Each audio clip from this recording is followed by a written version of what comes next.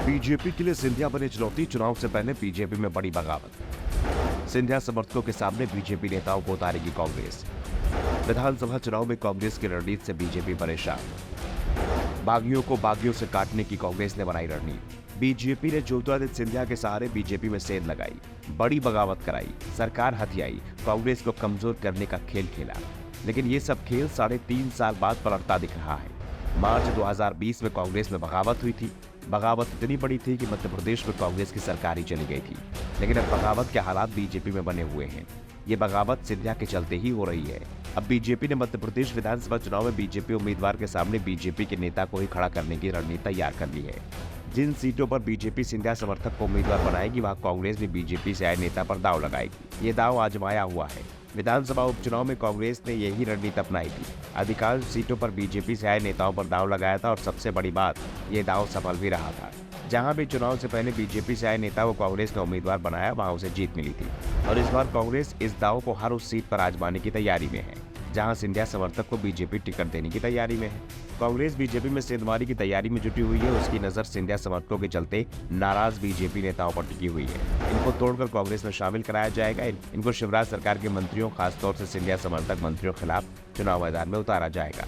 BJP के पुराने नेताओं के खिलाफ भी बीजेपी के ही नेता को उतारने की तैयारी शुरू हो गई है। कांग्रेस ये प्लान भी तैयार कर रही है कि बीजेपी अगर उपचुनाव हार चुके सिंधिया समर्थक मंत्रियों को टिकट देती है तो उनके खिलाफ मजबूत उम्मीदवार को उतारा जाए।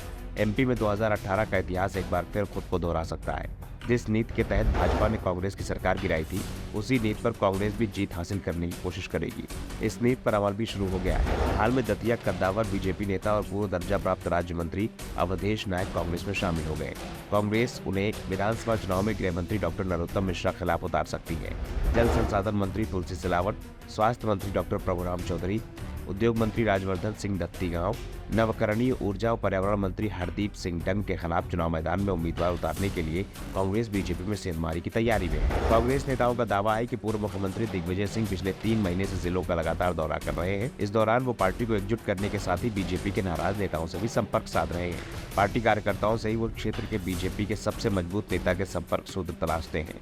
कांग्रेस नेताओं ने दावा किया है कि सिंधिया समर्थक जल संसाधन मंत्री और सांवेर से विधायक तुलसी सिलावट के सामने कांग्रेस बीजेपी नेता राजेश सोनकर को उम्मीदवार बनाएंगे। उद्योग मंत्री व बदनावर से विधायक राजवर्धन सिंह दत्तीगांव के खिलाफ कांग्रेस भंवर सिंह शेखावत को उतारने की तैयारी में है।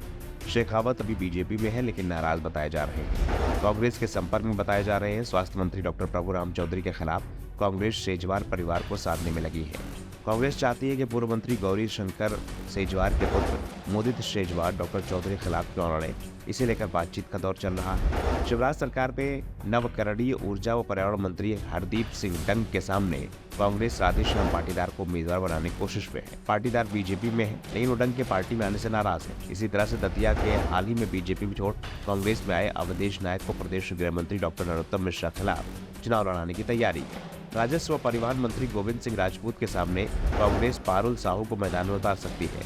पारुल 2013 में बीजेपी से विधायक थी। गोविंद सिंह राजपूत के बीजेपी में आने के बाद साहू कांग्रेस में चली गई। Bureau report, the Navdarpan news.